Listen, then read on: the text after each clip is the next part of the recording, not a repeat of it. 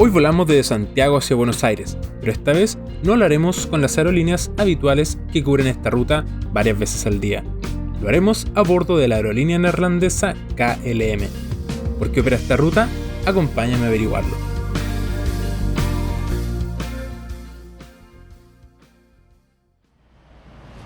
Otra vez en el aeropuerto Arturo Merino Benítez de Santiago, y esta vez nos vamos rumbo a Buenos Aires.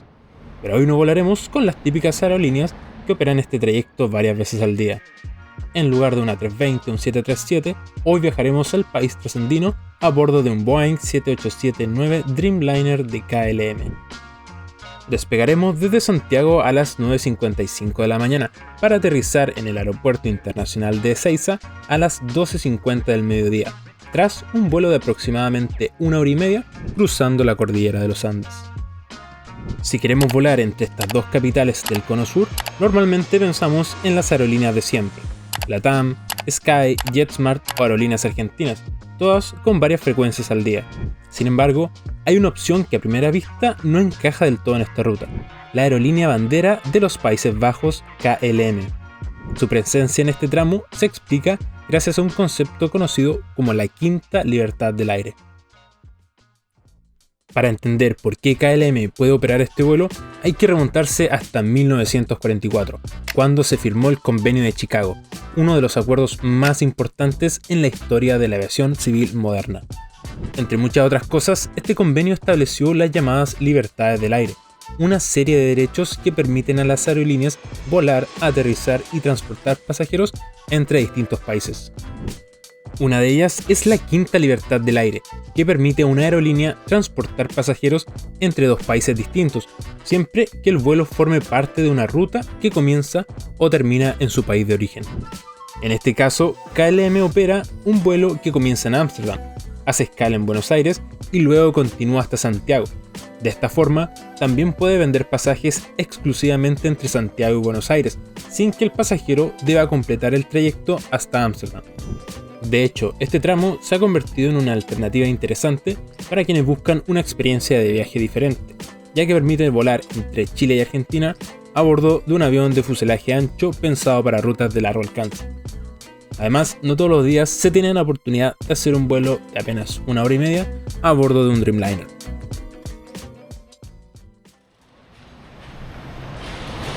Ingresamos temprano al Terminal Internacional T2 del Aeropuerto de Santiago, que hasta ahora ya tiene bastante movimiento.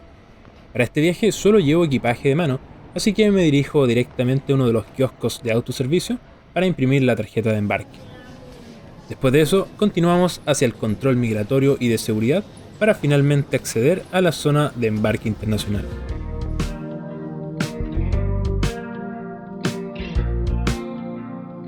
Nuestra puerta de embarque corresponde a la E10, situada en el espigón E del terminal.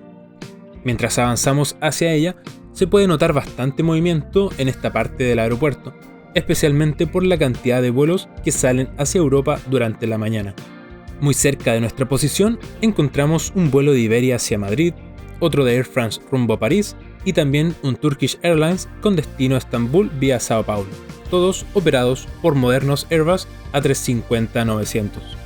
Al poco rato hace su aparición el avión que nos llevará a Buenos Aires, un Boeing 787-9 de KLM matrícula Papa Hotel Bravo Hotel Papa.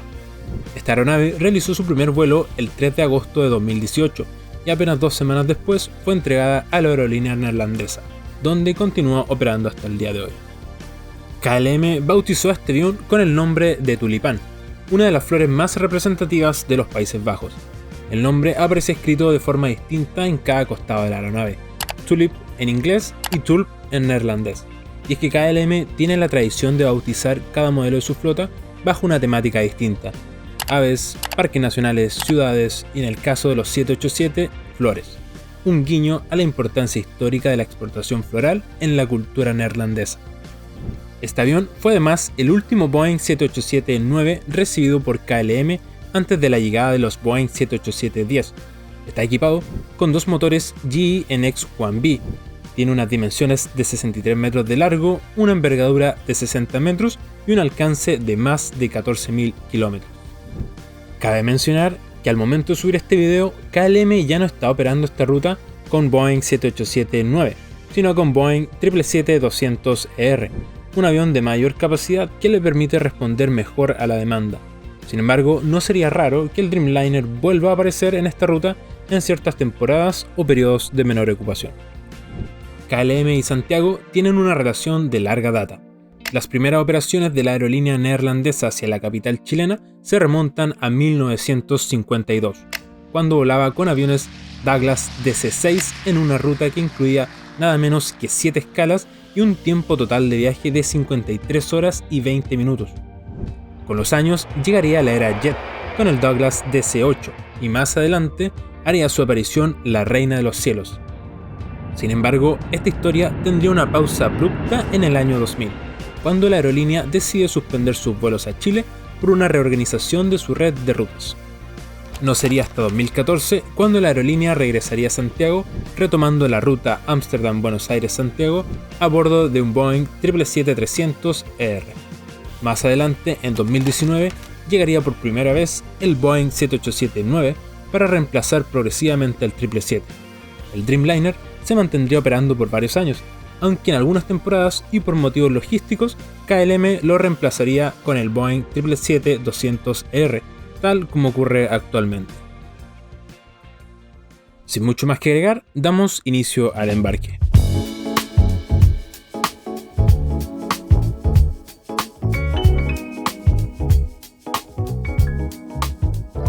Este Boeing 787-9 tiene capacidad para 275 pasajeros distribuidos en 3 clases, 30 asientos en Business, 21 en Premium Comfort y 224 en Economy, que es donde viajaremos hoy. La cabina Economy está configurada en un esquema 333, bastante común en los Dreamliner. Un detalle interesante de este avión está en el diseño interior de la cabina. Los Boeing 787 de KLM fueron diseñados por la reconocida diseñadora neerlandesa Hella Jongerius, quien buscó darle a los interiores una sensación más cálida y hogareña mediante el uso de colores variados y materiales con diferentes texturas. Incluso parte de las alfombras de estos 787 fueron fabricadas utilizando hilos reciclados provenientes de antiguos uniformes de tripulantes de KLM, un detalle pequeño pero bastante curioso. Mi asiento para este vuelo es el 36A, junto a la ventana. En cuanto al espacio, la verdad está bastante bien. Ofrece cerca de 79 centímetros para las piernas y una generosa reclinación de 12,5 centímetros, más que suficiente considerando que se trata de un vuelo relativamente corto. Cada asiento también incluye una pantalla de alta definición de 11 pulgadas con sistema de entretenimiento a bordo que revisaremos más adelante. Además, encontramos un puerto USB, entrada para audífonos y enchufes universales ubicados entre los asientos de la fila delantera. Debajo de la pantalla se encuentra la bandeja plegable, que además incorpora un pequeño soporte para vasos, bastante útil si solo queremos dejar una bebida sin desplegar completamente la mesa. Finalmente, en el bolsillo del asiento delantero encontramos la clásica tarjeta de seguridad del avión, acompañada por la revista oficial de KLM, que incluye artículos de viaje, mapas de rutas, información sobre la flota, entre otros. Al mirar por la enorme ventana característica del Dreamliner, nos encontramos con un imponente Airbus A350 de Turkish Airlines que también se prepara para partir.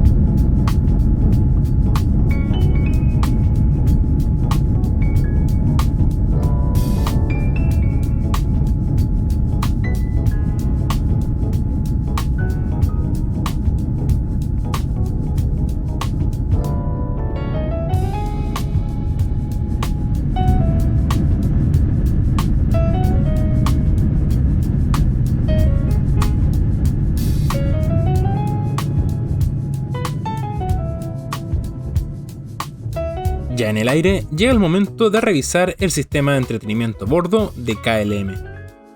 A través de la pantalla táctil se puede acceder a un catálogo bastante amplio de películas, series, música, juegos y otros contenidos, todo mediante una interfaz moderna y bastante fluida. Para mí, uno de los apartados más interesantes es el mapa de vuelo, que incluye una vista 3D del avión y distintas opciones para cambiar el ángulo de cámara, acercar la ruta o revisar información técnica del vuelo en tiempo real. El avión también cuenta con servicio de Wi-Fi a bordo, aunque este tiene un costo adicional mediante la compra de distintos pases según el tipo de uso.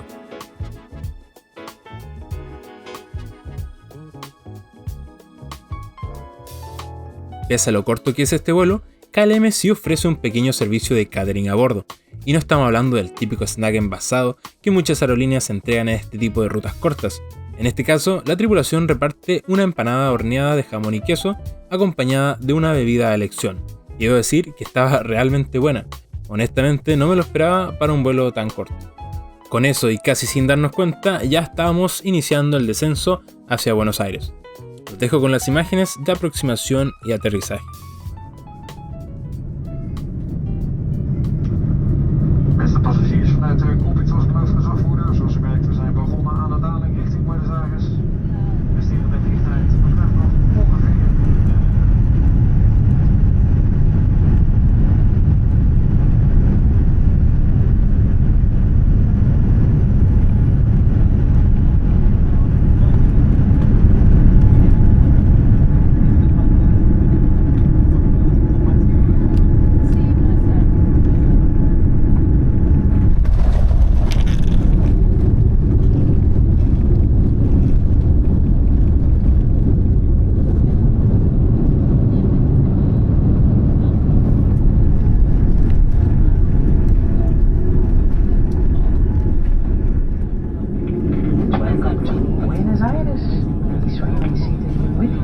Fastened until the fasten donker. Heel graag namens deze bemanning tot ziens.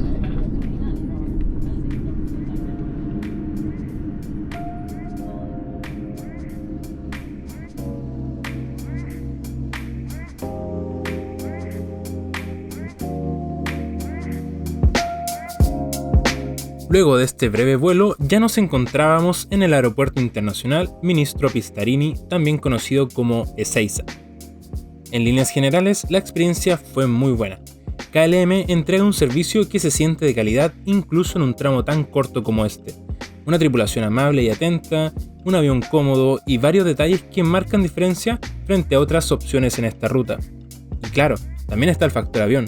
Volar en un fuselaje ancho entre Santiago y Buenos Aires no es algo que ocurra todos los días. El espacio en cabina, las ventanas grandes y la sensación general de amplitud hacen que la experiencia sea bastante distinta a la de una 320 o un 737. Dicho eso, hay un par de cosas importantes a considerar. La primera es el aeropuerto.